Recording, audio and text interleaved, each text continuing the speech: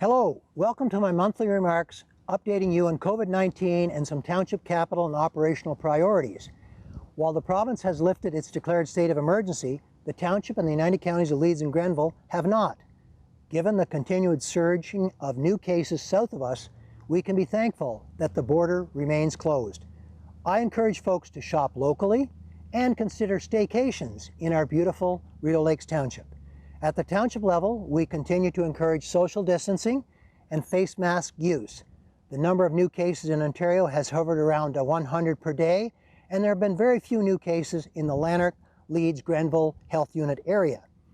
Our community halls are slowly reopening with limited attendance allowed. Our treasurer does keep council informed on any extra costs associated with COVID-19, and the province has just announced that we will be receiving up to $466,400 to offset any costs or revenue losses due to this pandemic. Our township, of course, does rely heavily on grants from other sources, and in 2020 we budgeted to receive slightly over $3 million from multiple sources. The largest grant is known as the Ontario Municipal Partnership Fund, and it was $1,563,800 this year. At the Virtual Association of Municipalities of Ontario conference last week, the Premier confirmed that this grant amount will not go down in 2021. As well, during this year, staff applied for over $3 million in additional grants to cover a share of several projects, including the Portland Stormwater Renewal System, the Delta Waterfront Park, the South Elmsley Library build, and Phase 1 of the new septic system needed for Lower Beverly Lake Park. Unfortunately, all of these grants were turned down, so Council will need to revisit these projects in 2021. But there is other good news on the grant front, with the private 5B Family Foundation giving $60,000 towards the restoration of the former St. Paul's Anglican Church in Delta to house the Delta Food Bank. Capital work is also proceeding on time and on budget. The resurfacing of County Road 1 from Rideau Ferry to Lombardy is underway, as is the Newborough Bridge rehabilitation. A portion of County Road 42 in the Bastard and South Burgess ward is completed. Most of our township hard surfacing for 2020 is done, with the large residential subdivision north of the Golf Club Road getting a facelift. The contract for a new salt shed in South Elmsley ward has been awarded for $383,500. As well, work is underway on the rebuild of Sand Lake Road, and a contract has been awarded at the Portland Transfer Station to get us closer to being able to compact our waste and recycling before it is transported out of the area. Public consultation on the future of the Portland Community Hall was completed, with the vast majority selecting options that involved replacing the hall.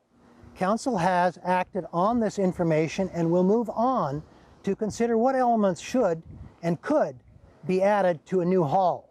This might include a library, new administrative offices, the food bank, the clothing co-op, storage space, and or perhaps some private sector space that we could rent out.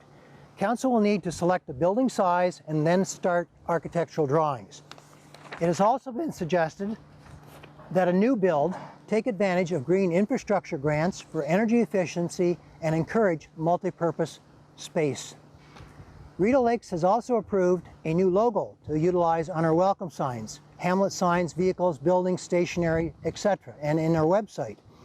The loon is still prominent, and a fresh new logo will assist our Economic Development Committee in marketing Rideau Lakes to visitors. Another current major initiative is the work on our official plan. Our existing one is over 10 years old, and any new plan must conform to the county official plan and the provincial policy statement. Staff have done excellent work to date, and a third draft is currently out for public comment. Our Lake Association Committee has expressed concerns that the draft does not go far enough to encourage lake health. Let me assure all that neither this draft nor the final draft will put a low priority on sustainable waterfront development. We are also working in harmony with the two conservation authorities in our area, the county, Parks Canada, and the province on this important planning document. Finally, let me put out a call for more community volunteers. Rideau Lakes is of course blessed with many committees that volunteers already serve on. Our fire department, our Heritage Advisory Committee, our library, and our Lake Association Committee are just a few examples. A year ago, Council created 7 new community enhancement committees to provide advice on beautification, recreation, our halls, and local priorities. We currently have 4 vacancies on the Elgin area, the North Crosby area, and the South Elmsley area committees, and 1 or 2 vacancies on the Delta area, the Morton area, and the Newborough area CEC. Our Municipal Heritage Advisory Committee and Library Board also have vacancies. If you have some time and are interested in giving back to this great township, consider putting your name forward. Most of these committees meet 6 to 10 times a year for 1 to 2 hours each occasion. Details on the committee mandates and the application forms are available from our clerk, Mary Ellen Truelove, and found on our website, ritolakes.ca. Council and our committees continue to meet virtually, although some members have started to return to the council boardroom. With back to school around the corner, parents of course remain concerned about COVID-19, and daycare services are still far from normal. Together, we will get through these challenging times and issues. Your feedback and questions, of course, are always welcome to myself or members of council, so please get in touch with us. Thank you very much.